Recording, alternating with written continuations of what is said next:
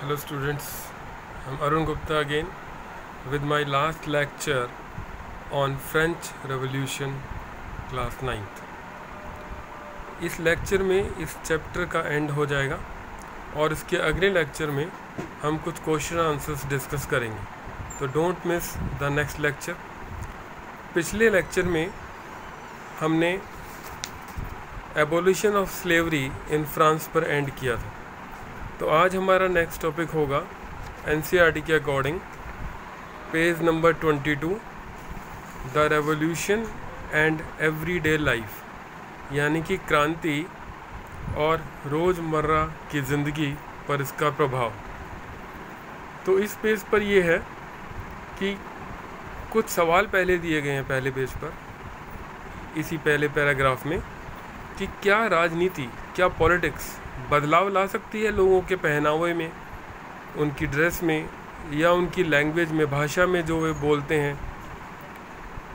तो हमने देखा कि 1789 में जो फ्रांस में क्रांति हुई थी उसके बाद बहुत सारे बदलाव आए। एक तो मोनार्की को एबॉलिश कर दिया गया या उस पर कुछ लिमिटेशंस लगा दी गई। तो 1789 के बाद जो नेशनल असेंबली बनी थी उसने काफ़ी बदलाव किए फ्रांस के अंदर, और उन बदलावों का बच्चों पर, बड़ों पर, सब पर प्रभाव पड़ा, चाहे विमेन हो। जैसे कि गवर्नमेंट ने कुछ लॉ वहाँ पर पास किए और उससे उनकी रोज़ की ज़िंदगी पर काफ़ी असर पड़ा। तो अब दूसरे पैराग्राफ में उन लॉज के बारे में बताया गया है जो कि फ्रांस के लोगों की ज़िंदगी में नेशनल असेंबली के द्वारा लागू किए गए। पहला लॉ तो यही था कि जो प्रेस पर सेंसरशिप लगी हुई थी, यानी कि लुई 16 ने, मोनार्की ने जो सेंसरशिप यानी कि बैन लगा रखा था प्रेस की आज़ादी पर, कि वो कुछ नहीं छाप सकते राजा के ख़िलाफ़, ना ही उसकी नीतियों के ख़िलाफ़ कुछ छाप सकते हैं कि वो अच्छा कर रहा है या बुरा कर रहा है। तो सेंसरशिप पर बैन लगा दिया गया था, जो वो हटा दिया गया, जो बैन लगाया था लुई 16 ने। अब देखिए, किसी भी देश के बारे में सही जानकारी प्राप्त करने के लिए प्रेस का फ्री होकर कुछ भी छापना बहुत आवश्यक है। अगर प्रेस किसी दबाव में गलत बातें बताएगी या मीडिया गलत चीज़ दिखाएगा तो लोगों को कैसे पता लगेगा।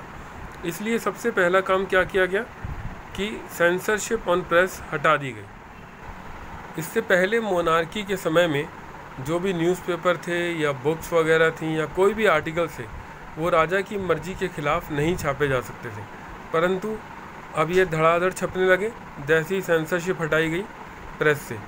तो लोगों तक ख्याल पहुंचने लगे महान फ़िलासफ़र्स के, जो मैंने 3 फ़िलासफ़र्स पहले बताए थे आपको शुरू में, रोशू वगैरह।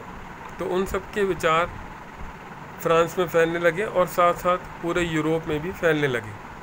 तो फ्रांस में बुक्स, पैम्फलेट्स, मैगज़ीन सब छपने लगे और वो फ्रांस की कंट्री साइड यानी कि गाँव में भी पहुँचने लगे, लोग उनको पढ़ने सुनने लगे। अब क्योंकि नेशनल असेंबली ने राइट्स ऑफ मैन की घोषणा कर दी थी, तो अब सिटीजन्स कुछ भी फ्री होकर स्पीच दे सकते थे, अपने एक्सप्रेशंस, अपने विचार दूसरों को बता सकते थे। तो अब जो भी प्लेस थे यानी कि नाटक थे, प्रोसेशंस यानी जुलूस थे, वो सब जनता तक पहुंचने लगे। अब पेज नंबर 23 पर है कंक्लूज़न, जिसमें नेपोलियन बोनापार्टे के बारे में बताया जाएगा। तो 1804 में नेपोलियन बोनापार्ट फ्रांस का राजा बना और उसने बहुत सारे बदलाव शुरू किए। कुछ बदलावों में से जो उसके प्रमुख थे वो था uniform systems of weight and measures with decimals. पहले क्या होता था कि फ्रांस में अलग अलग क्षेत्रों में, अलग अलग एरियाज़ में वेट्स और मेजर्स सेम नहीं थे, जिससे एक जगह से दूसरी जगह सामान बेचने खरीदने में काफ़ी मुश्किल होती थी।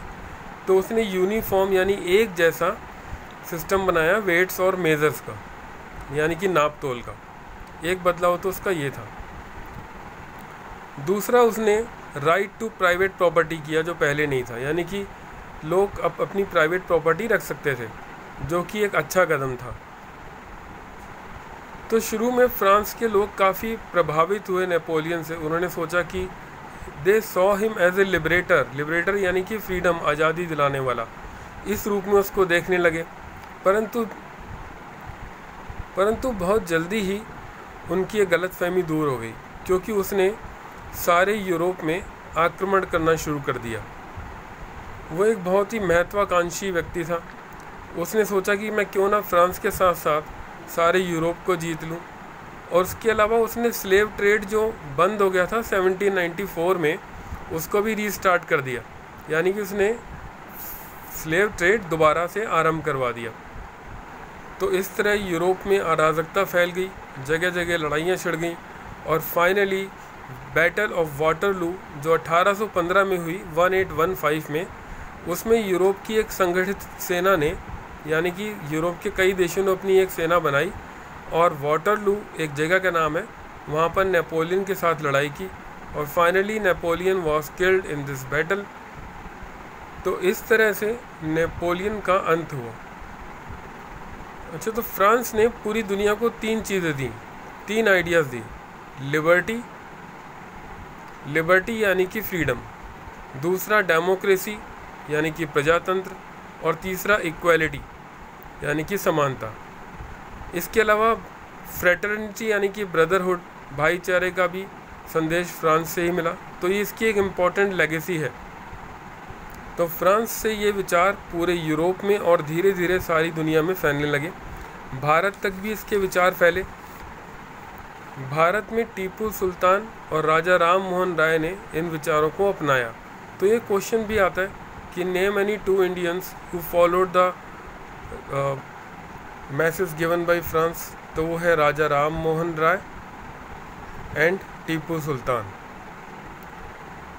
अब नेक्स्ट लेक्चर में हम इसके क्वेश्चन आंसर्स कवर करेंगे, और जिन स्टूडेंट्स को नोट्स चाहिए वो यूट्यूब पर कमेंट्स में लिख सकते हैं, एक मैसेज भेज सकते हैं कमेंट्स में लिखकर, please send notes to me, and they should write their phone numbers so that I can send notes to them on WhatsApp. Thank you.